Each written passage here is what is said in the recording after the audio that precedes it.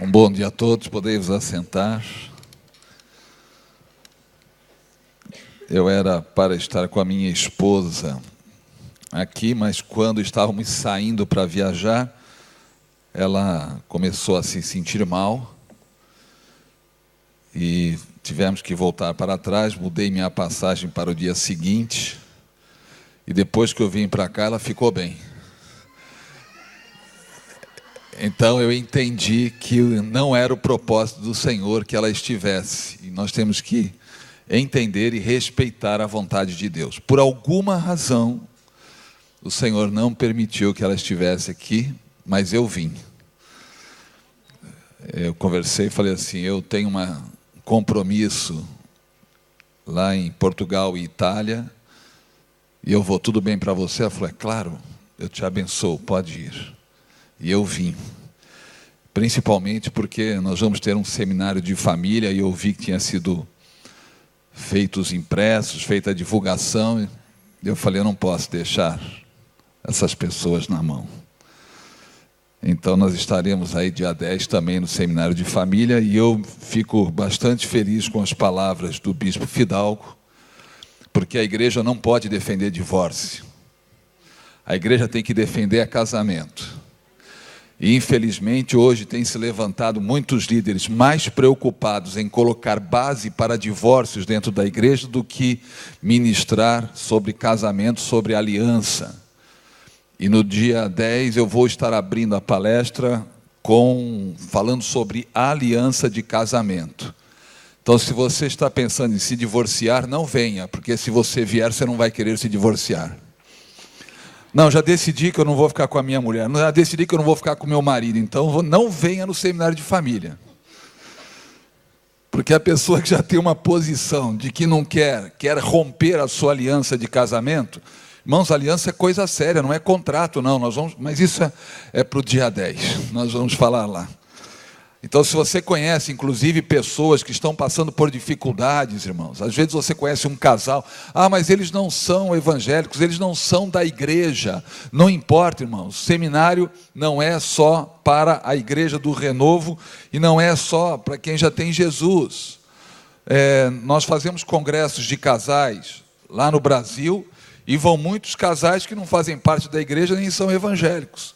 E saem maravilhados, porque nós não vamos falar de religião, nós vamos falar de família, ok?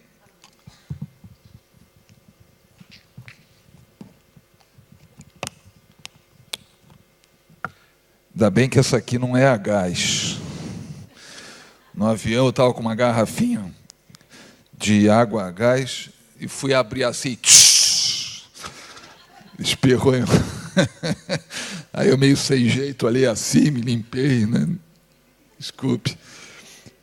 Irmãos, a pastora Paula, antes de entrar na palavra, que depois que a gente engata uma quinta, a gente vai embora, ela falou que eu ia falar sobre este livro, Vença o Sofrimento. Este livro esteve esgotado por uns 12 anos. E eu não tinha dado muita atenção em voltar a reimprimi-lo.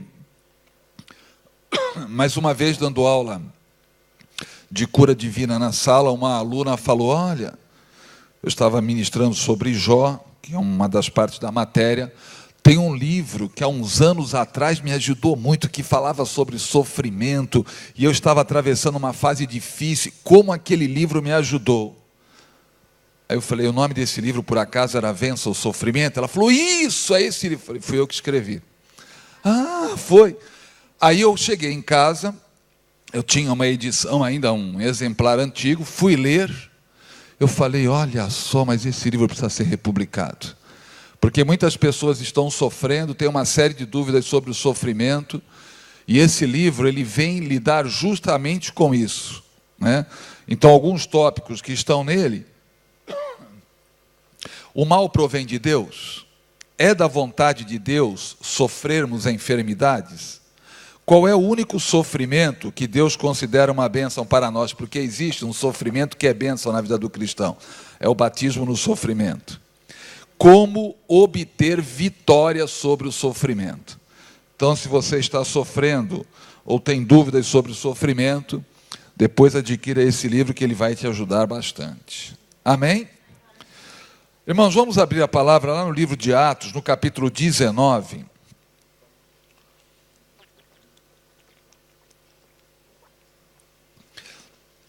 Eu sei que o bispo Fidalgo andou ministrando sobre o Espírito Santo, e eu tinha preparado um estudo para falar sobre o Espírito Santo, mas eu não estava, eu tenho orado muito por esse tempo aqui na Europa. Eu falei, Senhor, eu estou indo sozinho, eu fui, porque existem compromissos a serem assumidos, e eu não quero estar lá por estar, eu não sou um profissional do Evangelho, eu não ganho para pregar, eu não estou indo lá por dinheiro. Então, de alguma forma, o Senhor me use. E até ontem à noite eu estava em luta, eu tinha 2 mensagens preparadas. Uma era um estudo sobre o Espírito Santo, falando da pessoa do Espírito Santo. Depois eu preparei um sobre a unção, mas eu não estava confortável com nenhuma dessas 2 passagens. E ontem à noite, orando, ainda falei com a minha esposa, estava conversando pelo Skype, eu falei, olha, amanhã eu tenho que pregar, e eu ainda não tenho no meu coração a convicção de que é isso que eu tenho que pregar. Eu vou, tchau, boa noite, eu preciso orar um pouco, preciso buscar o Senhor. E ontem à noite, estava lá no quarto, orando, meditando, aí me veio essa palavra, então eu creio que é da parte de Deus, e eu vou compartilhar com os irmãos. Atos capítulo 19, versículos de 1 até o 6. Quem já abriu, diga amém. Quem ainda não abriu, diga misericórdia, Jesus. Como não há misericórdias?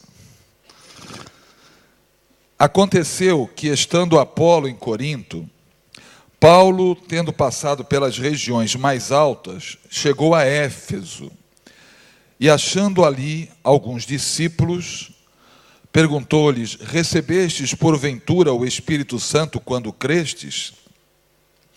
Ao que lhe responderam, pelo contrário, nem mesmo ouvimos que existe o Espírito Santo. Então Paulo perguntou, em que, pois, fostes batizados? Responderam, no batismo de João. Disse-lhes Paulo, João realizou batismo de arrependimento, dizendo ao povo que cresce naquele que vinha depois dele, a saber, em Jesus. Eles, tendo ouvido isto, foram batizados em o nome do Senhor Jesus. E impondo-lhes Paulo as mãos, veio sobre eles o Espírito Santo, e tanto falavam em línguas como profetizavam. Senhor, a Tua palavra é uma responsabilidade muito grande, Senhor. Nós não estamos falando de um livro qualquer, mas nós estamos falando de uma palavra que é viva e eficaz, que é mais cortante do que espada de 2 gumes, e que ela penetra ao ponto de dividir alma de espírito, juntas de medulas, e ela é apta para discernir as intenções e os pensamentos do coração. E não há criatura alguma que esteja oculta diante do Senhor, mas a nossa vida está clara diante daquele a quem teremos um dia de prestar contas. Senhor, fala conosco nesta manhã, que a Tua palavra venha cumprir o propósito para o qual o Senhor a enviou. É em nome de Jesus que nós oramos. Amém. Diz aqui que Paulo chega a Éfeso e ele encontra ali alguns discípulos.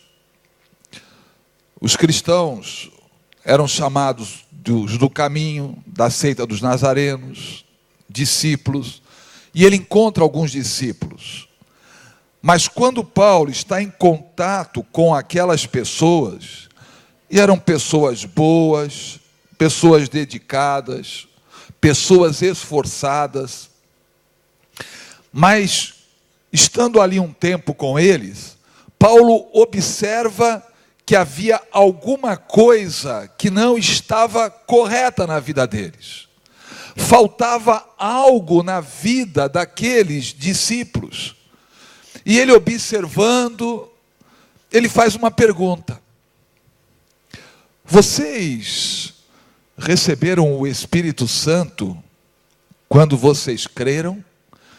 Porque o Espírito Santo, ele é recebido no momento que a pessoa toma uma decisão por Jesus Cristo.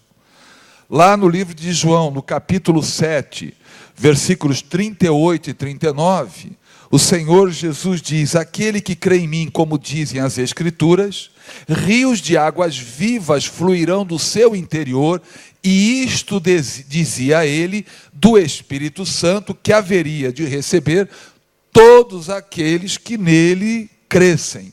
Então, quando a pessoa toma uma decisão por Jesus Cristo, confessa Jesus Cristo como seu Senhor, neste exato momento, o Espírito Santo vem habitar no espírito do homem.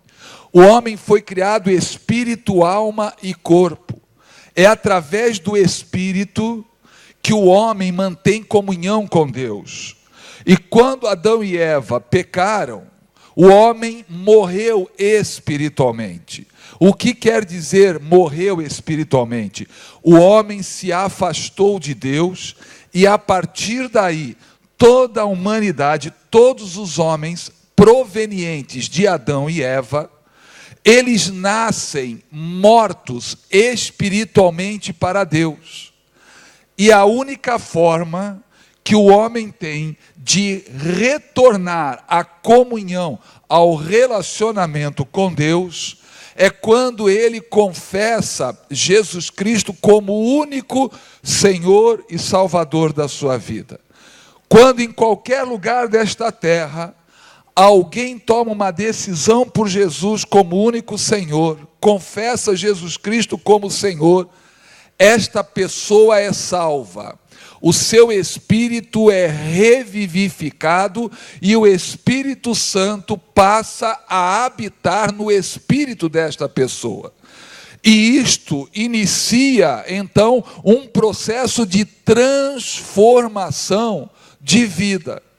Então, quando Paulo chega ali, ele faz esta pergunta, porque ele via que algo ainda não estava completo na vida daqueles homens.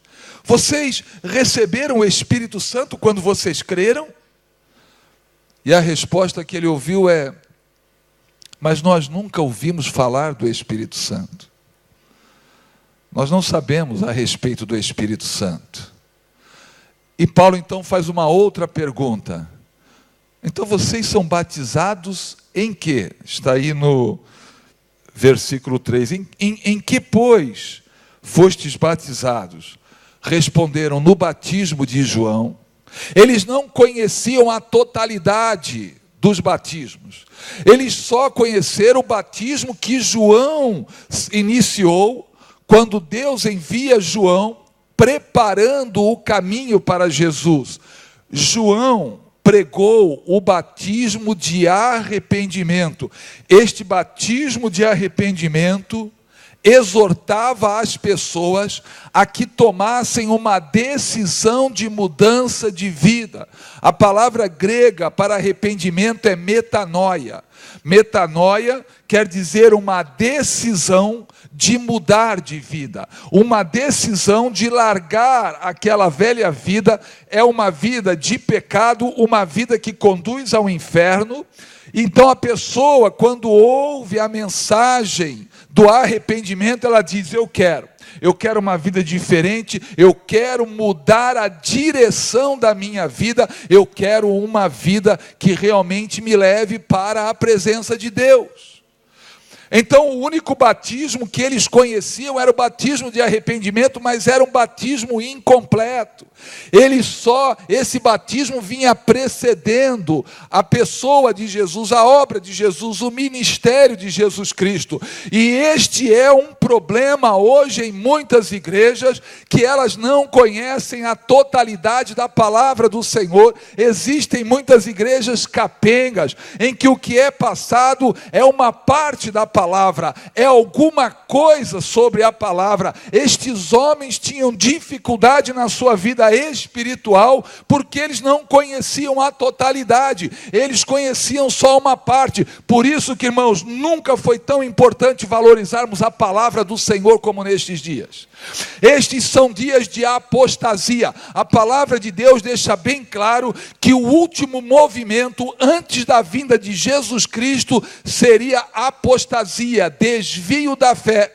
E muitas pessoas vão acabar desviando da fé por seguirem falsos ensinamentos errados, e há sérias advertências na palavra de Deus sobre isso. Lá em 1 Timóteo, capítulo 4, Paulo diz, sabe isto, Timóteo, né? Nos últimos dias, muitos apostatarão da fé, se desviarão da fé, dando ouvidos a espíritos enganadores e a doutrinas de demônios. Hoje, doutrinas de demônios, infelizmente, têm entrado na igreja, dizendo, você não precisa ir à igreja para cultuar o Senhor, você pode fazer isso na sua casa. Você não precisa da igreja. Eu não consigo entender uma pessoa que esteja saudável, se ela está doente e não pode vir, ok, a alternativa é o culto pela internet, mas se ela é saudável, como que ela vai ter comunhão com os irmãos? Abraça a televisão? O ecrã? Você consegue imaginar a pessoa assistindo o culto, comendo um bolinho de bacalhau? Tomando um sumol? Oh, glória a Deus, aleluia. Louvado seja o Senhor. Irmão, não tem sentido.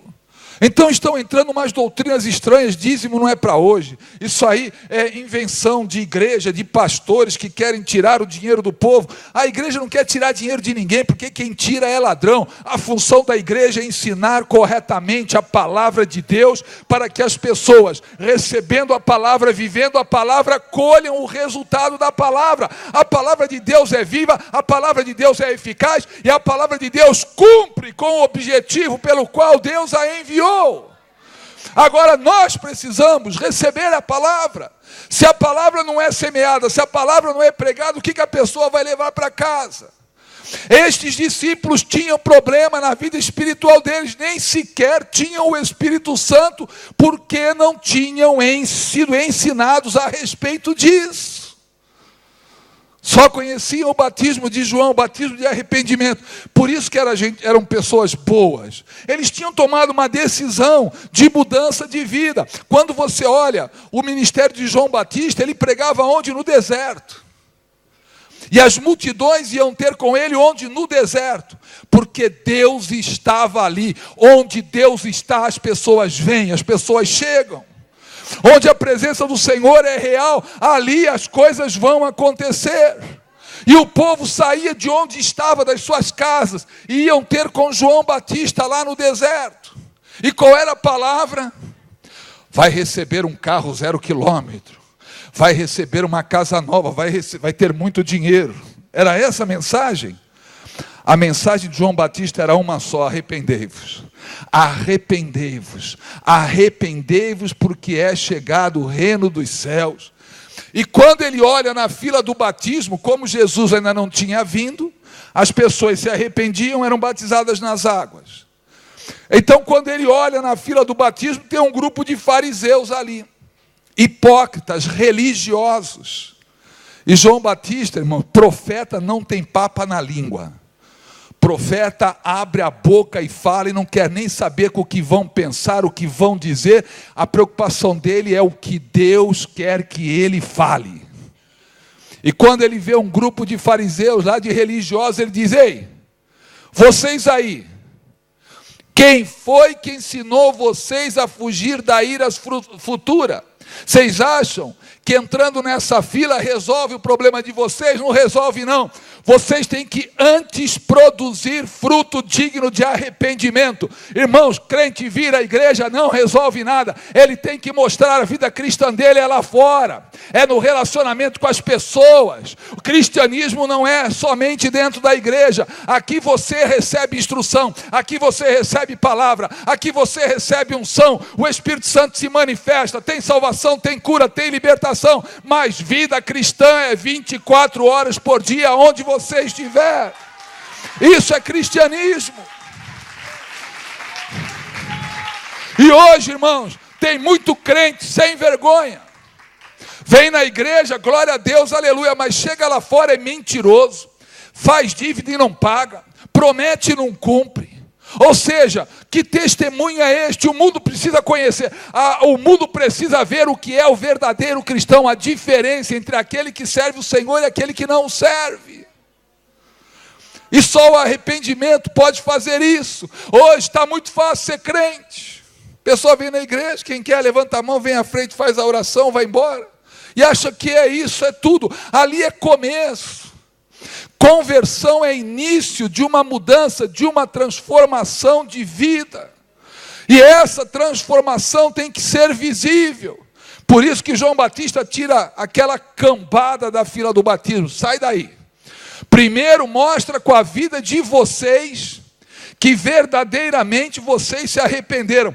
Na igreja primitiva, na igreja dos primeiros séculos, depois que os gentios começaram a se converter, porque os primeiros convertidos eram os judeus, à medida que os gentios foram chegando na igreja, eles começaram a adotar procedimentos muito sérios para batizar alguém nas águas.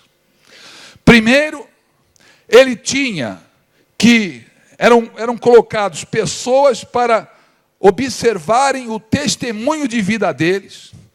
Eles iam para uma classe chamada de catecúmenos, e eles iam ser ensinados sobre as doutrinas da fé cristã. O que é cristianismo? Quem é Deus? Jesus, o Espírito Santo, Bíblia. E uma pessoa que não era judia, porque o judeu já tinha uma certa preparação, o gentil não. Para se batizar, podia demorar até 3 anos. Ele tinha que demonstrar que ele conhecia as doutrinas básicas da fé cristã, que tinha testemunho de vida, e só depois disso ele era batizado. Hoje está uma farra. Eu soube de uma igreja que a pessoa aceitava Jesus aqui na frente e atrás já se batizava, sem conhecer nada. Pega uma pessoa que tem um culto errado, aceitou Jesus, é batizado e volta para o culto errado dela depois. Né? Para a macumbazinha. Vai lá para o terreiro dela, mas agora é um pai de santo crente. Não tem, irmãos.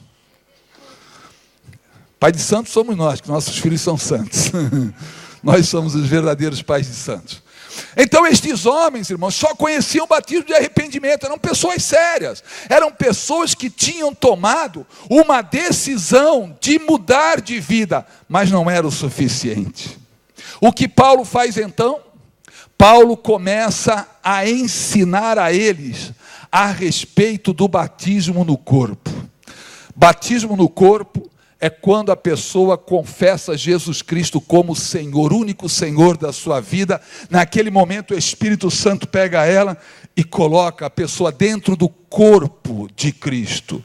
Só Jesus pode fazer isso. E Paulo tem um tempo, porque Paulo era um ensinador, irmãos. Como apóstolo, o ministério de Paulo era ensinar. Então ele começou a ensinar aquelas pessoas, e quando eles ouviram, é claro que aqui nós lemos um texto corrido, não dá detalhes, mas conhecendo Paulo como nós conhecemos, ele não era superficial não.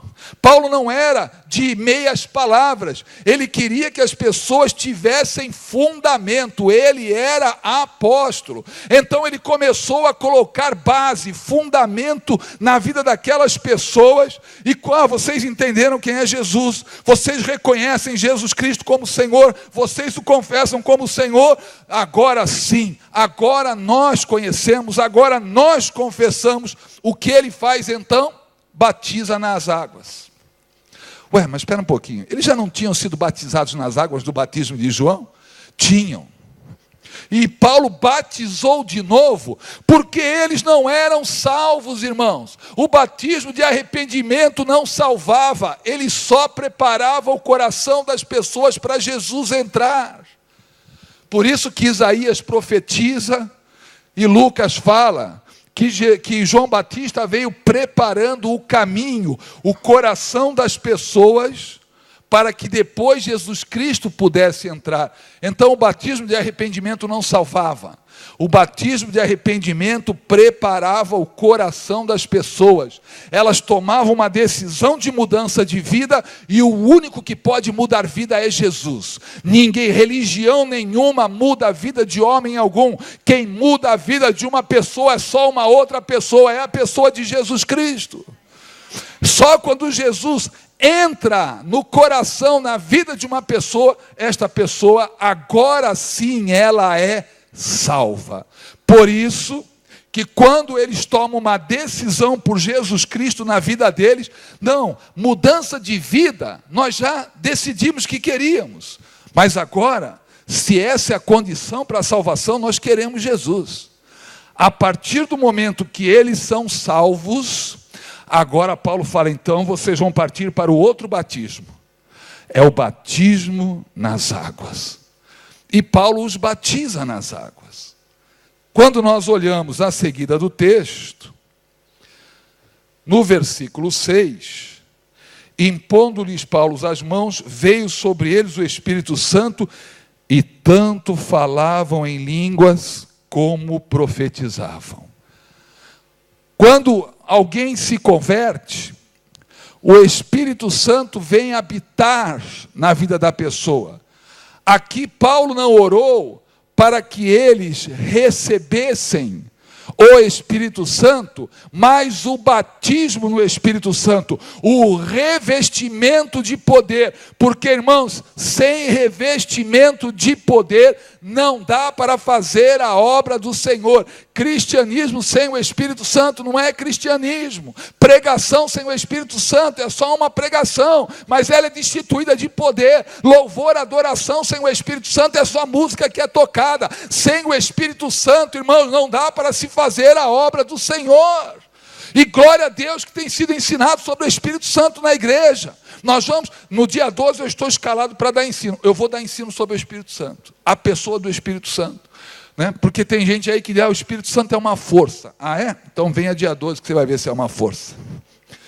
Então, irmãos, quando Paulo impõe as mãos sobre eles, o poder de Deus vem sobre eles. O poder do Espírito Santo vem sobre aquelas pessoas. E não só, elas começam a falar línguas, como elas começam a profetizar.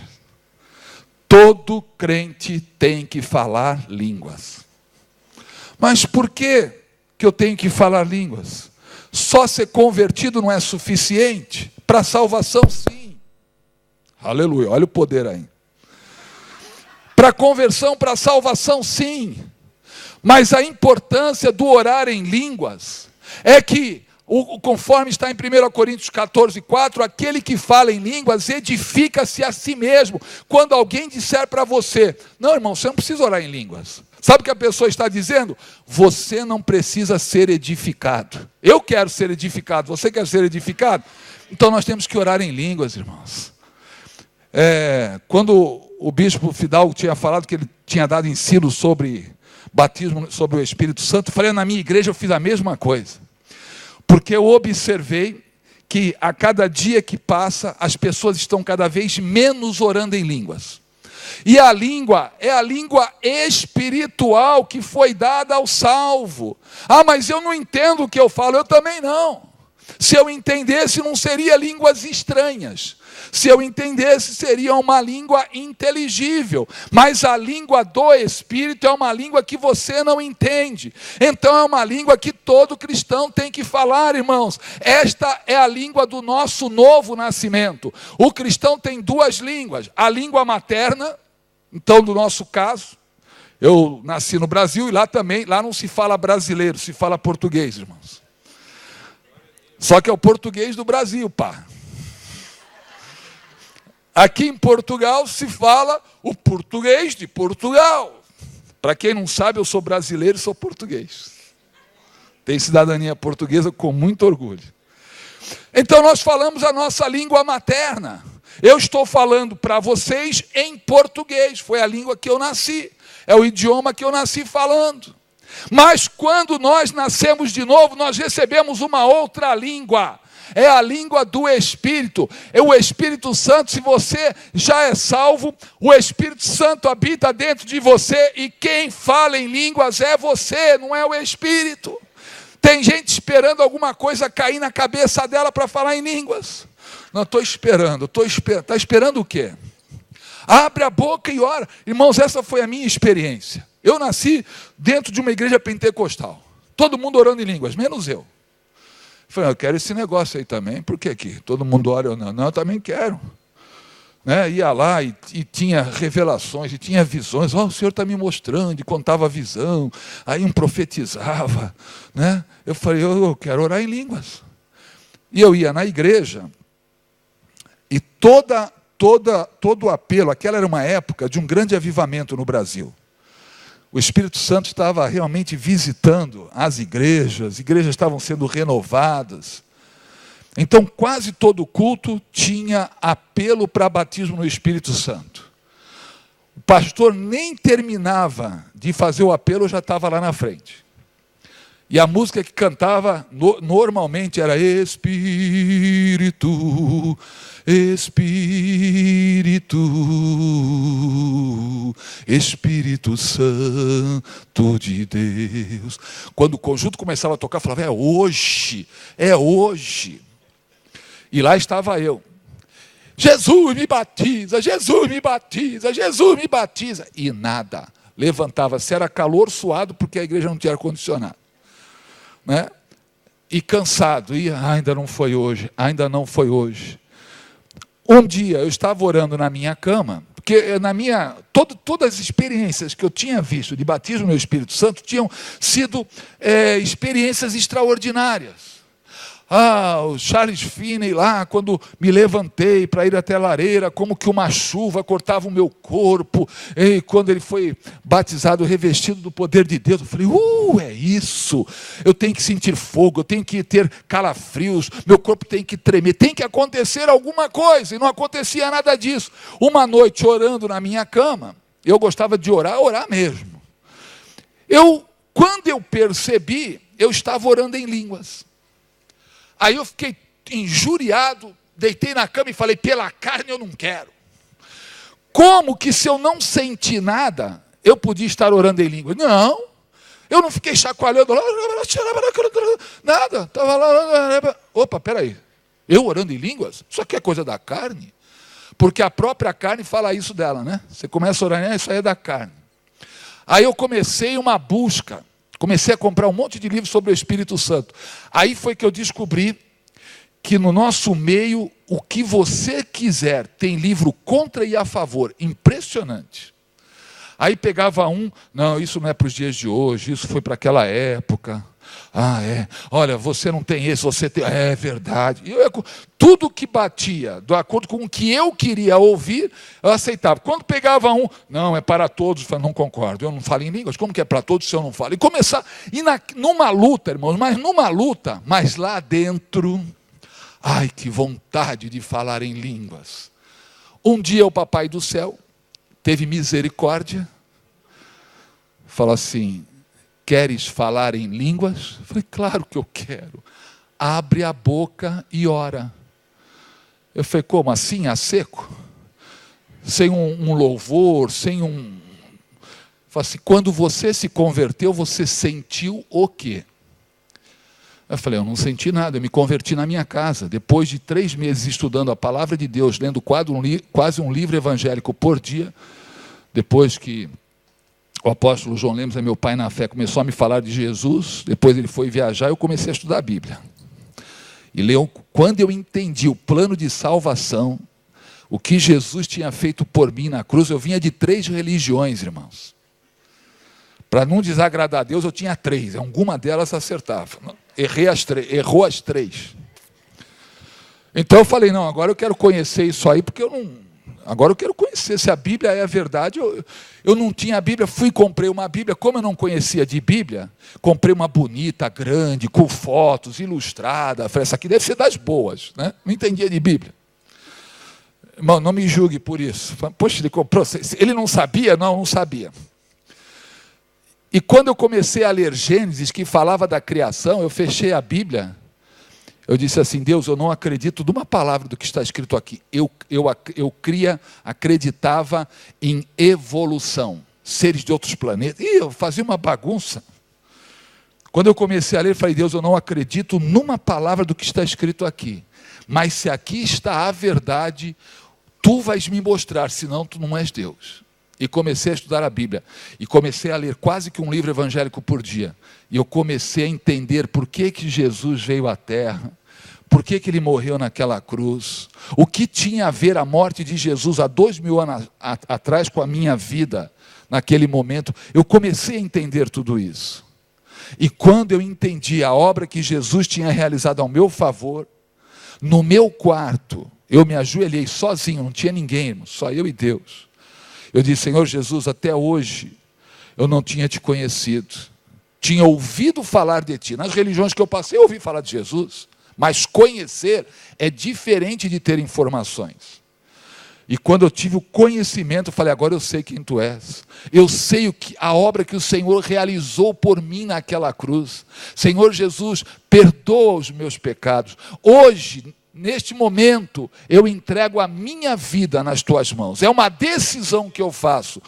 Irmãos, eu não senti nada, por isso que o Senhor perguntou: o que você sentiu? Eu não senti nada, a janela do quarto não trepidou, não bateu, então fica no chão. A luz não piscou, nada. Mas quando eu levantei, que eu estava ajoelhado, eu me levantei salvo. Eu tinha naquele momento tido um encontro com Jesus, sem nenhuma emoção, irmão, não tinha sentido nada. Por isso que o papai vem e fala: o que você sentiu quando você se converteu? Eu falei: não senti nada, Deus, eu apenas criei, tive fé na obra que Jesus realizou por mim e entreguei minha vida ao Senhor. Línguas é a mesma coisa, não espere sentir, abra a sua boca e ore. E lá vou eu.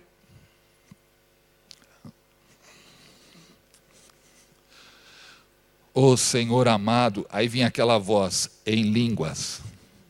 Senhor, tu sabes que eu te amo, em línguas. Ô Jesus querido, em línguas. Aí começou. Aí vem aquela vozinha: você está repetindo o que você ouviu. Irmãos, começa uma luta da carne contra o espírito. E eu lá, aí eu falei assim: se a minha esposa, olha só, como não tem ligação entre a mente e a boca, começou a vir na minha mente: se a tua esposa entrar e te ver orando assim, vai pensar que você está maluco. Aí eu orei, irmãos, porque não há conexão entre a língua espiritual e a mente. Tem gente esperando que a língua primeiro venha na mente. Não é, irmãos? Se você tem convicção da sua salvação, é abrir a boca e orar por fé. Estes sinais seguirão aos que crerem. Em meu nome expulsarão demônios, falarão línguas. E se beberem alguma coisa mortífera, pegarem serpentes, não lhes fará dano algum, e imporão as mãos sobre os enfermos e os curarão.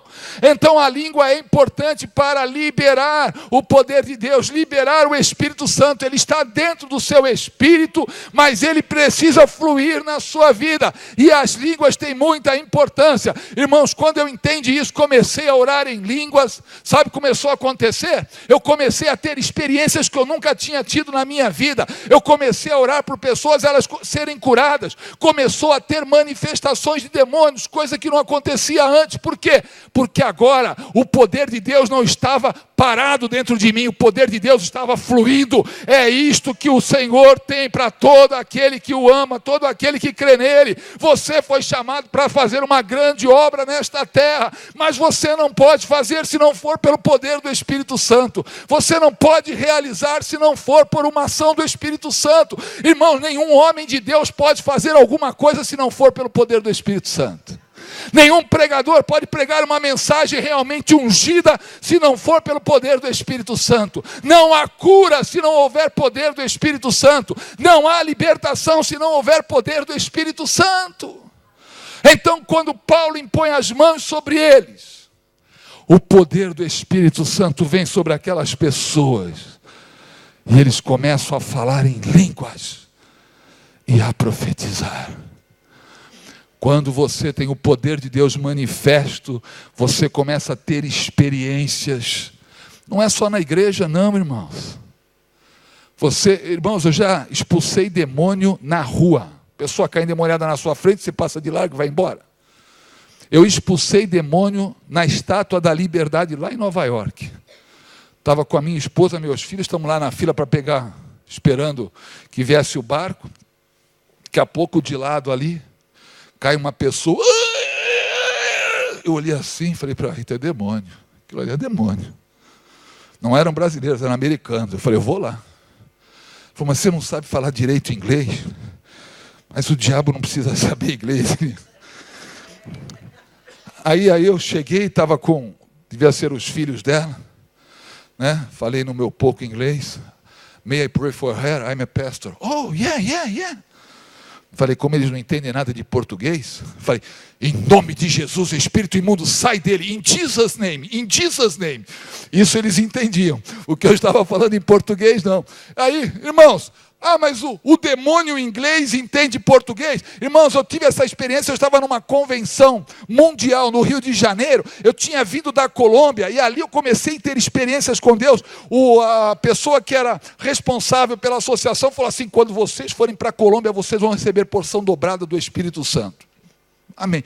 E quando eu cheguei lá, irmãos, coisas começaram a acontecer extraordinárias. Então eu voltei, falei, uau, que benção que Deus fez. E fui para a sala de oração. Cheguei lá, tinha gente de tudo quanto é país. Inclusive, muita gente da África.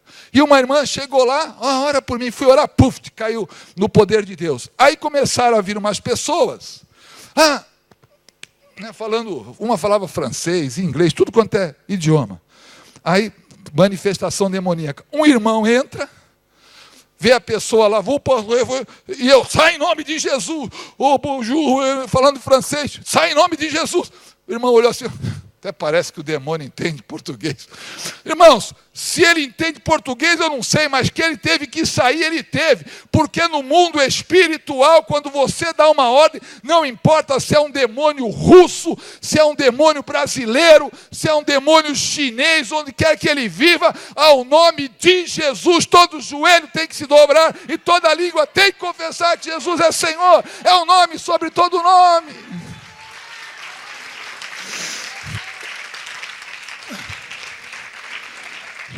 O Senhor te chamou para viver uma vida sobrenatural, não uma vida natural, irmão. No natural vive todo mundo.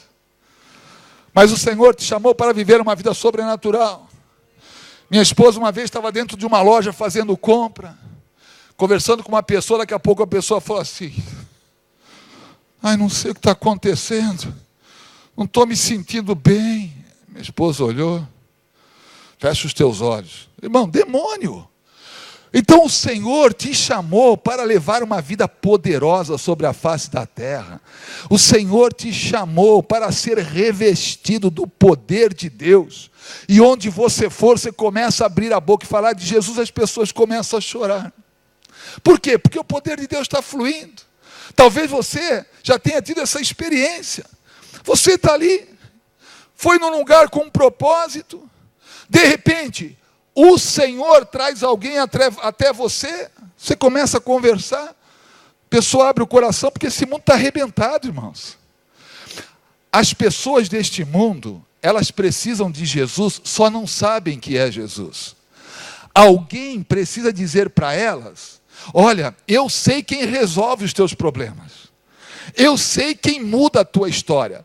Tem gente dizendo assim, como eu gostaria de começar tudo de novo. Pois é, Jesus abriu esta oportunidade da pessoa começar uma nova vida. Se alguém está em Cristo, nova criatura é, as coisas velhas passaram, eis que tudo se fez novo. Então o que elas precisam é saber que existe uma pessoa que desceu da sua glória, veio à terra, que morreu pelos pecados de toda a humanidade, que ressuscitou, está aos céus, nos céus sentado à direita de Deus Pai, Todo-Poderoso, de onde há de vir a julgar os vivos e os mortos.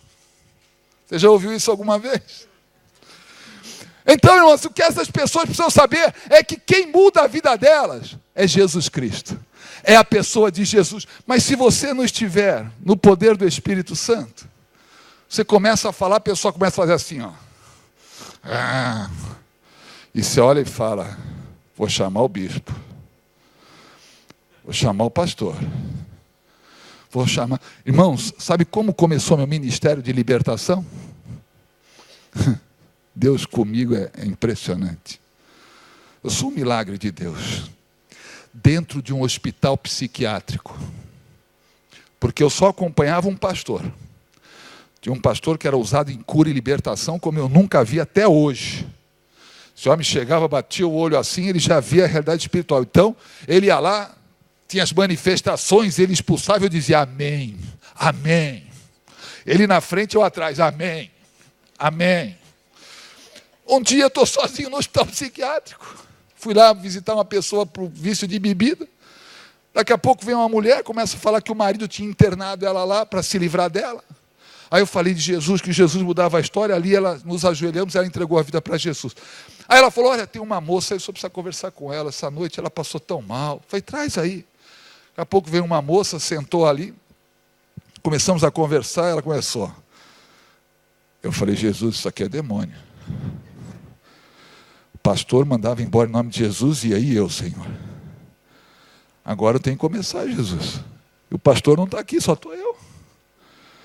E se eu mandar e não for embora?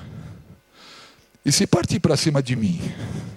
Irmãos, começa a vir tanto pensamento, mas Deus é tão bom que Ele nos ajuda no treinamento. Ele é o coaching, Ele é o treinador, Ele está ali, fala, vai filho, vai que eu estou aqui, pode ficar tranquilo que eu seguro a ponta. Eu falei, em nome de Jesus, sai dela. Ah! Eu falei, pô, saiu! Saiu! Aí você pega gosto. Aí começa a ficar bom. Voltei no outra vez, a irmã começou a trazer outras pessoas e, pasmem-se, a maioria tinha sido evangélico, tinha sido crente. Internado em hospital psiquiátrico. Você conhece Jesus? Conheço. Fui da igreja tal, Ia orar, puf, endemoniado. Sai em nome de Jesus. Aí você fica valente, irmão. Porque você começa a ver o poder de Deus se manifestar e cada dia mais você vai se fortalecendo na fé e no Senhor Jesus. Amém? Eu queria chamar o grupo de louvor, nós vamos cantar um cântico. Senão, irmãos, eu falo mesmo. Mas tem um relógio ali que fica falando para mim, olha aqui, o povo tem o almoço. Mas, irmãos, tanto eu quanto você, nós precisamos do revestimento do poder de Deus. Você crê que há uma grande obra aqui em Portugal? Eu creio, irmãos. E você sabe que eu falo isso há muito tempo aqui. Este país precisa ser evangelizado. Quem vai evangelizar? Os brasileiros, pá. Não, os portugueses, pá. Você tem uma responsabilidade diante desse país. Você tem uma responsabilidade diante de Deus por este país. Não é, eu vou para a Alemanha, eu vou para a Suíça, eu vou para Luxemburgo. Pensa que eu não sei da imigração que está tendo para Luxemburgo, 2.900 portugueses? Ele sabe, claro, eu leio. Agora Deus não quer que você saia daqui para ser abençoado. Deus quer te abençoar aqui para que você possa levar a mensagem para outros. Deus quer te usar nesta terra. Poderoso Deus. Vamos ficar de pé, irmãos. Irmãos, eu sou pregador assim. Eu falo conforme vai vindo. Se você esperava, eu sou assim. E você tem que me amar como eu sou. Se Deus me ama, você não vai me amar? Ao que está sentado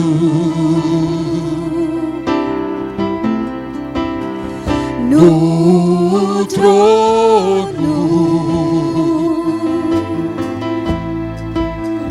e ao Cordeiro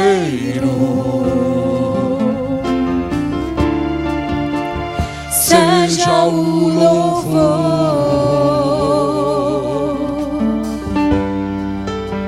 seja a honra, seja a glória,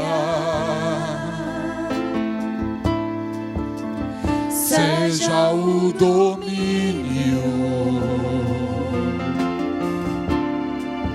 pelos séculos dos séculos,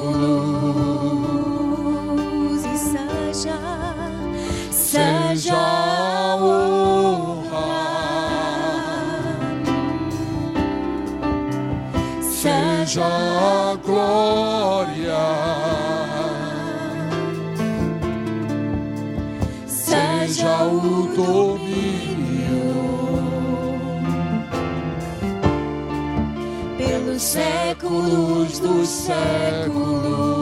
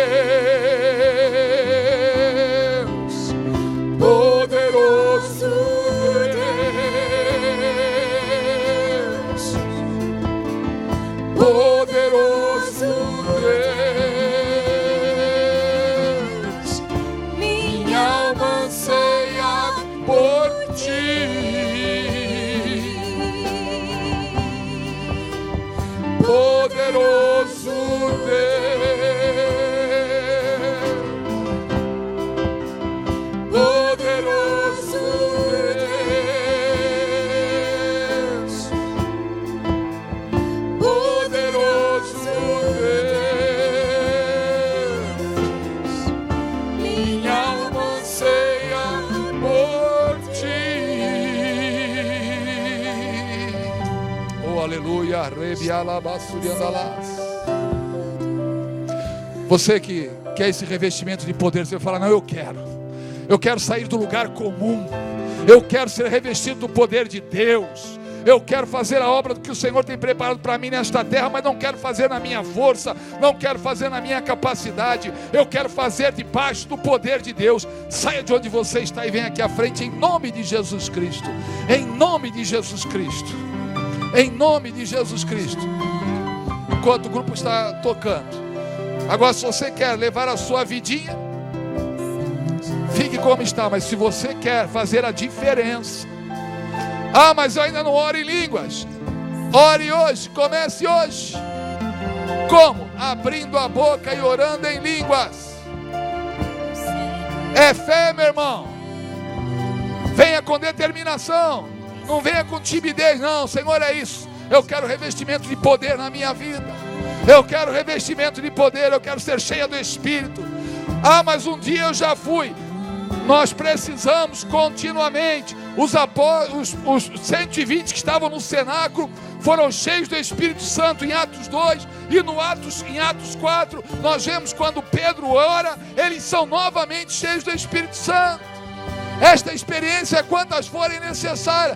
Um dia eu fui. Eu não quero saber que um dia eu fui. Eu quero estar cheio, andar cheio. E se precisar, eu quero me encher de novo. Eu quero mais. Eu quero mais. Eu quero mais. É sede de Deus. É sede do Espírito Santo, meu irmão. Aleluia. Diz que Paulo impôs as mãos e veio o poder de Deus sobre eles. Eu queria convidar bispo, fidalgo, os pastores, aqueles que têm ministrado na igreja. Nós vamos impor as mãos sobre vocês e vamos liberar poder de Deus sobre as vossas vidas. Poder de Deus vai vir sobre as vossas vidas. E pode ser que profetizem, se o Espírito quiser, porque as manifestações do Espírito Santo são como Ele quer, para um fim proveitoso. Aleluia.